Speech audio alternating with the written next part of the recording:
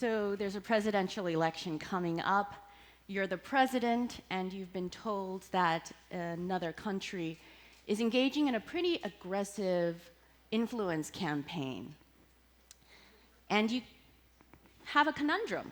You're in a democracy, and it looks like the influence campaign would benefit the other party. The two parties are neck and neck, and it looks like the influence campaign could potentially tip the scales. And how do you deal with this in a democracy? How do you talk about an influence campaign without seeming to, benefit your own party?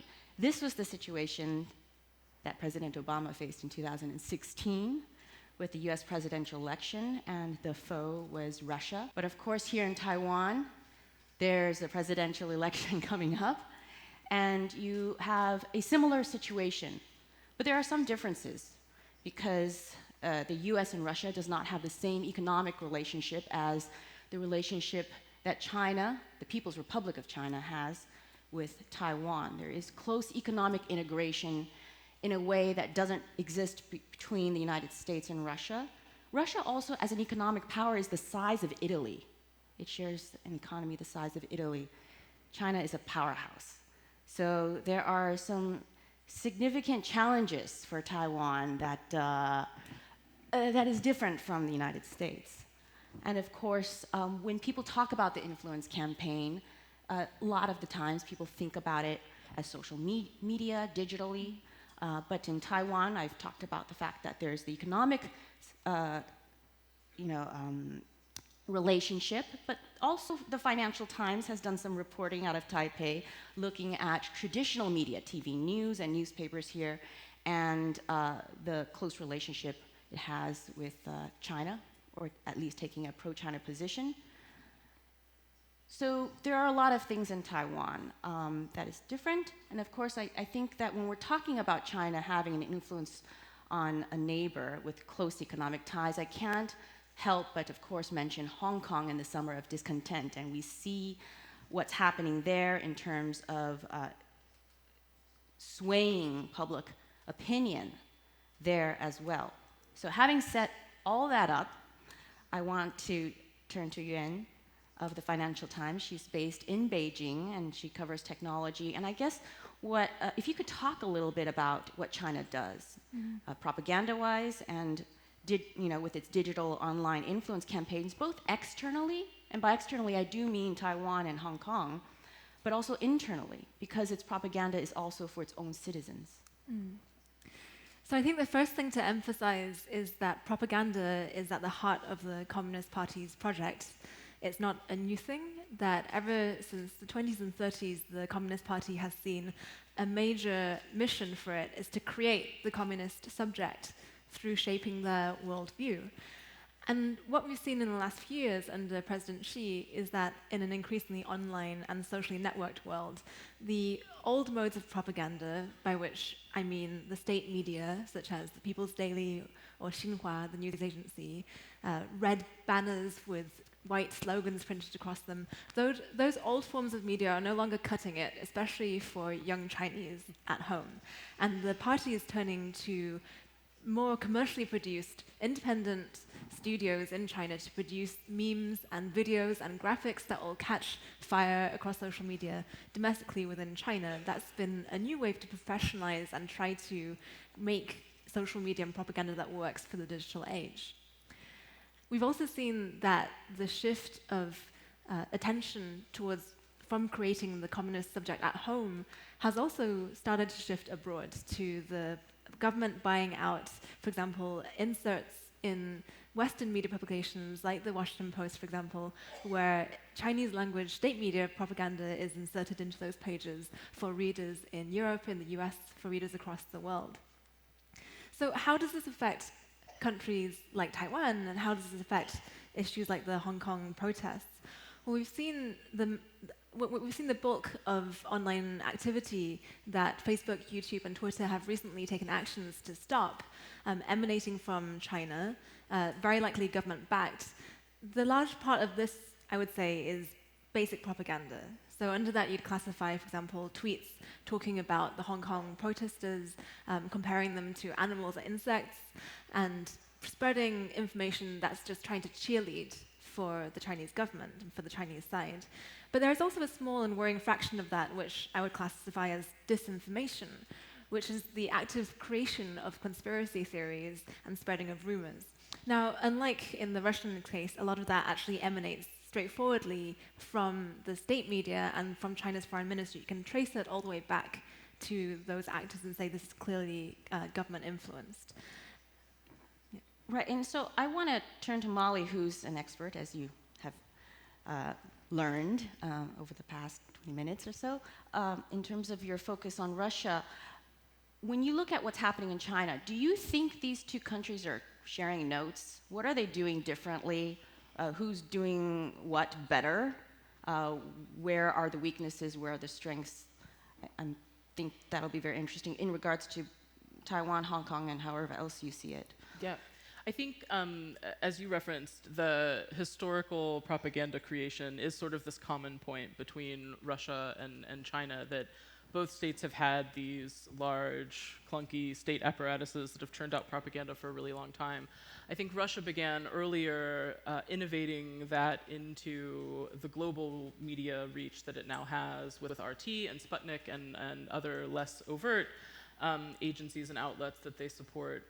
But I think there is that sort of commonality of understanding how propaganda works between the two that kind of forms a basis to start from. I think they're in very different positions. I think China is always much more deliberate and slow about what they do because they have a 50-year timeline on all of their plans and they're willing to wait and see what works.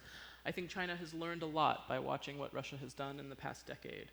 And I think Russia, as I tried to articulate earlier, is really embraced a culture of risk-taking and creativity and informality to see what works best in online propaganda with new information warfare tactics and disinformation, and has really experimented a lot with what is effective in terms of getting past that first line of defenses to put information in front of people in ways that they trust when they shouldn't.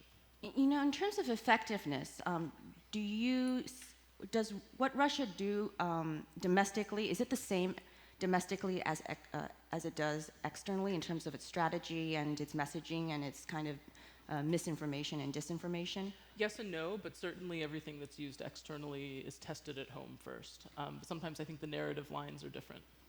Are things tested at home first in China? Do they employ the same messaging strategy to their citizens as they do to people in Hong Kong or Taiwan or even, you know, abroad in the United States to try to sway and inform public opinion?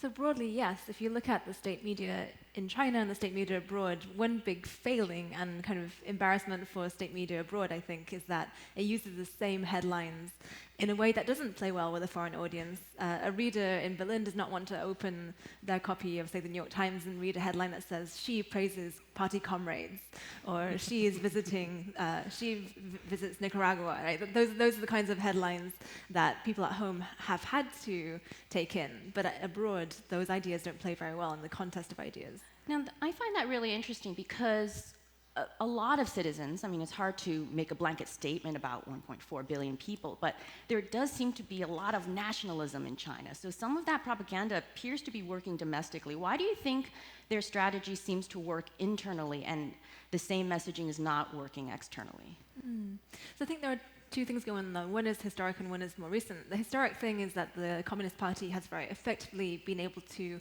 teach from childhood upwards the conflation of being Chinese and being patriotic with being pro-Communist Party.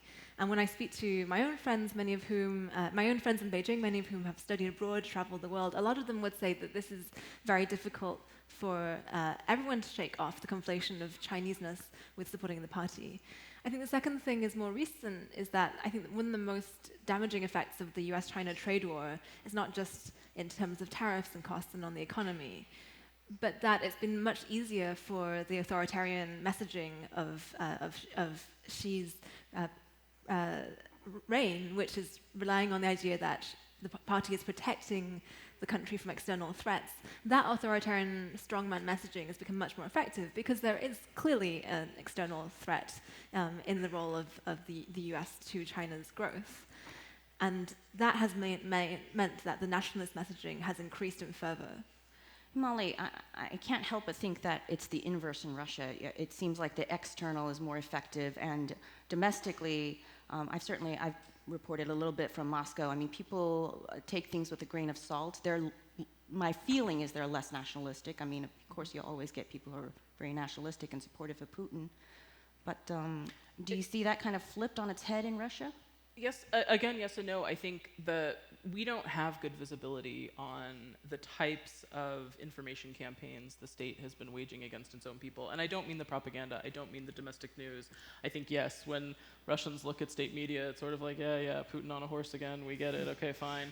But I think that, the origination of the troll farm in St. Petersburg that we all now obsess about in terms of its campaigns against the United States was against Russia, and we don't know what the campaigns were that they were running in Russia, and the concept that they adopted from that to use against the West was this idea of inventing huge networks of false identity accounts that talk to each other and provide an organic ecosystem of information that real people can then engage in and support an idea that isn't really real, but you make it look like it's a real thing. And there isn't good documentation of what those campaigns were in Russia. And I think there's been so much proof, especially if you look at Bolotnaya in 2011, where there were huge protests in Russia that just evaporated and no one ever talked about them 6 months later. There's been a lot of experimentation internally with how you let off steam through protest and then how you turn it back down. And everybody feels like something happened, but nothing really changed. So I think we don't really have, because the wall exists around the Russian information space in terms of language and technology, we don't really have good visibility on what those campaigns really are. And it worries me in terms of what the impacts are domestically. It's very interesting because there's been some protests in Moscow recently, and then there are protests in Hong Kong, but which one is letting out the spigot, right? And at which point does it get so far ahead of itself that the officials don't have control over it? So I think with the remaining time that we have, we should perhaps think about what can Taiwan do, having someone who's a China expert and someone who's a Russia expert. What are your thoughts for what the government here can do in the face of powerful influences from the north? Well, I suppose everyone in the room probably has already become familiar with my colleague Catherine Hiller's reporting on the Want conglomerate and on the way that their media channels are directly dictated. Often the content and the placement of headlines has been dictated by the Chinese government from Beijing. Now, I think the question there to ask about why it's so effective for such a large media conglomerate to be controlled is also an issue about power and the inequality of wealth. At the time that Chinese state media is hiring over 600 new journalists in London right now for CGTN, the overseas branch of CCTV, Western media publications, many of them are cutting their own staffing. And there's a broader conversation about how do we fund media and how do we fund independent, unbiased media at a time when the Chinese government is putting much more funds into biased media, and also that conglomerates like Want are able to use their control of the media to spread biased messaging or to spread uneven coverage of the elections. I think that's the first conversation that needs to be had on an international level. Molly? That's actually really interesting what you described, because it's exactly what RT was doing not so many years ago. RT being Russia Today. Russia Today, where lots of Western journalists didn't really understand initially what they were getting hired into, but then probably stayed too long and took the money too long. But I think Taiwan is ahead of the curve in terms of what countries are trying to do. There's great technology capabilities domestically. The government is very engaged in the idea of digital online life. And I think there's awareness of the types of disinformation campaigns that are probably coming toward Taiwan. I think Hong Kong and Taiwan will be two environments that China will start testing, not their love China, we're okay messaging, but the more disruptive, coercive, backroom manipulation campaigns that we've seen other countries use, particularly Russia. And I think the more the government can do, not to waste time on, I mean, it needs to be done, but documenting the networks and the IP addresses of these accounts and where they're coming from, and proving that it's China or whoever. But actually talking about the narrative of that disinformation. What is the purpose of the information? What is this news? What is the context that it should be understood in? What is the goal of what they are trying to convince you of?